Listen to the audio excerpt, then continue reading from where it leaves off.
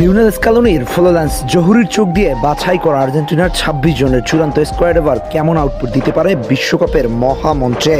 আলবিসেলেস্তেদের এই master class দলটির আসল শক্তিমত্তা ঠিক কোথায়, কোন কোন জায়গায় রয়েছে তাদের দুর্বল পয়েন্টগুলো, আশঙ্কার জায়গা জুড়েই বা কি থাকছে, আজকের এই ভিডিওতে চলুন একদম চুলচেরা বিশ্লেষণ করা যাক।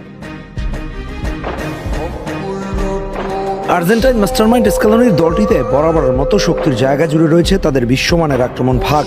এতকাল ধরে আর্জেন্টিনা যে কয়টি টুর্নামেন্টে অংশগ্রহণ করেছে তাতে সব ভরসা, দায়বদ্ধতা একমাত্র ছিল সর্বকালের সেরা লিওনেল মেসির কাঁধে। ক্যারিয়ারের শেষ বিশ্বকাপ খেলতে যাওয়া মেসির প্লেমেকিং এবং ভিশন এখনও যে কোনো ডিফেন্স ভাঙার জন্য যথেষ্ট। তবে আলবিসেলেস্তেদের এবার আর মেসির উপর নির্ভর করে বসে থাকতে হবে না।